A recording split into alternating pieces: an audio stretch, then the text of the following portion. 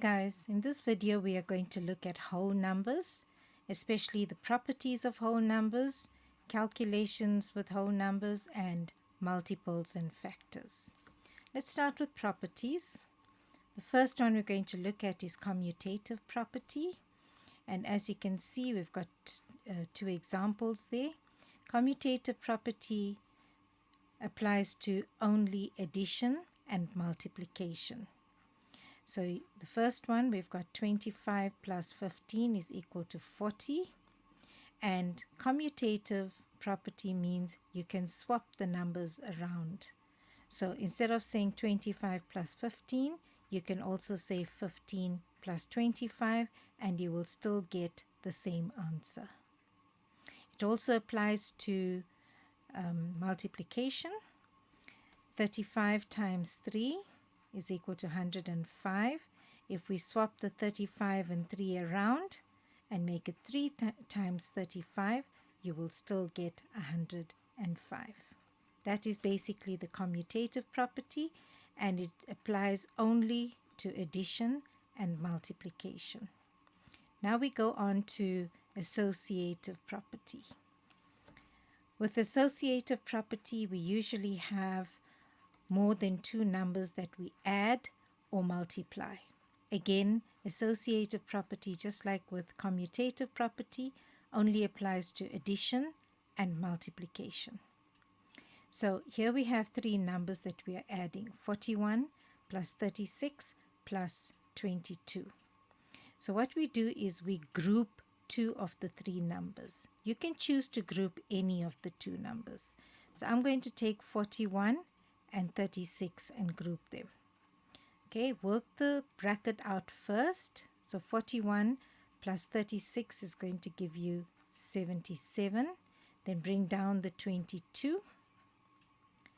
Now you work 77 plus 22, and that's going to give you an answer of 99. And that's the answer there.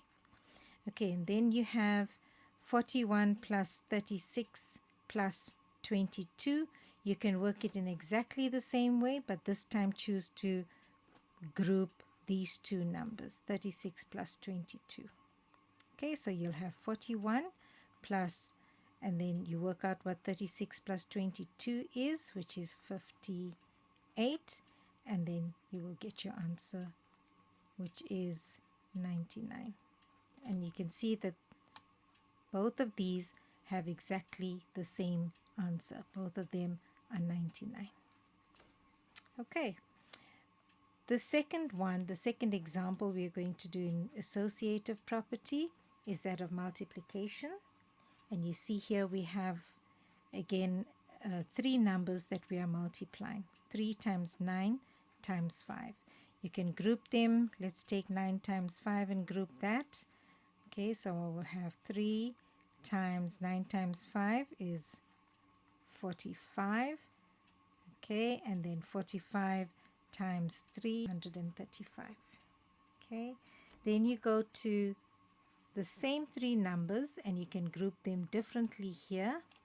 Okay, by saying 3 times 9 times 5. Okay, then you work that out. 9 3s are 27 times 5, and you will get exactly the same answer, 135. Moving on to distributive property.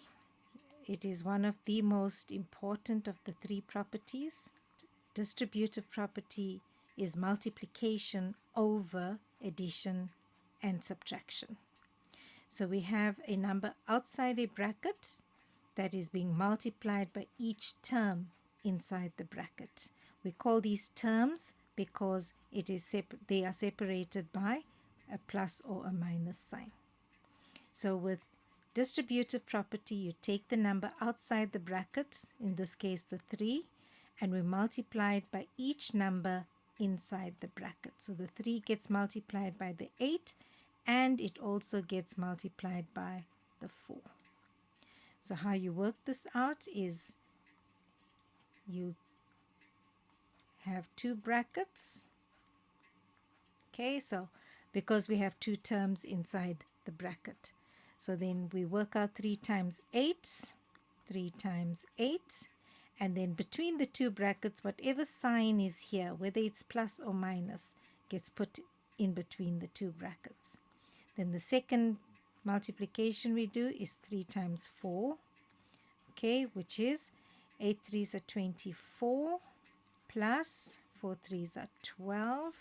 24 plus 12 is going to give you an answer of 36. Okay, now with distributive property, you sometimes will see it written like this, where you do not have a multiplication sign after the 3. You have a number and then just an open bracket. Remember, always between a number and an open bracket, there's an invisible times sign there. So you would have something like this.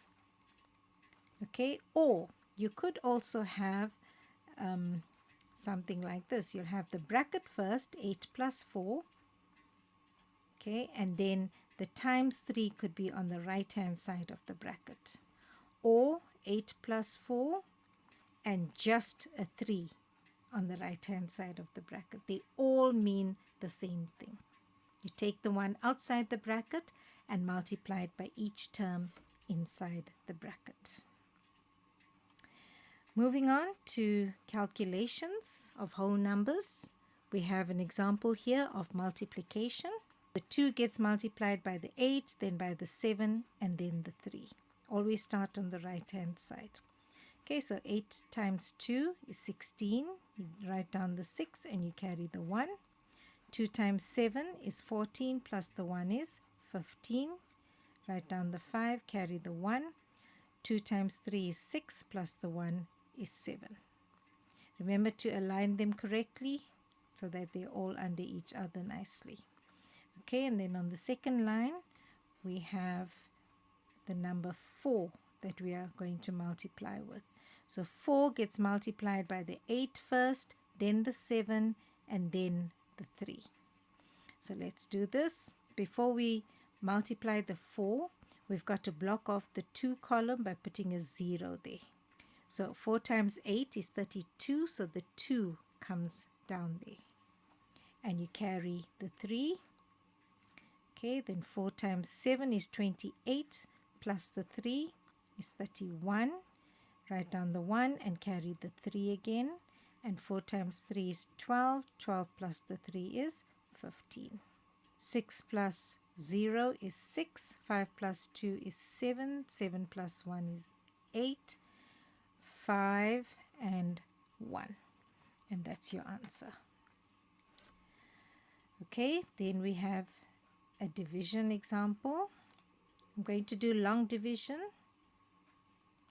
just to show you how it's done. Okay, so here we have 463 divided by 12.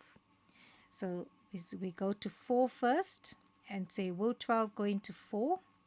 No. You put a dot at the top if it doesn't go. And then you choose 46. Then will 12 go into 46? Yes, it will go 3 times. Then in the next step, what is 3 times 12? 36. You put it under the number you were working with and you subtract it from that number. So 6 minus 6 is 0. 4 minus 3 is 1. So this is your remainder. So we've got the 3 left over. We bring it down and place it next to your remainder. So now the number we are working with is 103. So you say, will 12 go into 103? Yes, it will. How many times? 8 times. Okay, 8 12s are 96. Then you subtract that number from what you were working with. 13 minus 6 is going to give you 7, and that will give you 9. 9 minus 9 is 0. So this 7 is your remainder. Okay, so you write that at the top where your answer is, so it will be 38, remainder 7.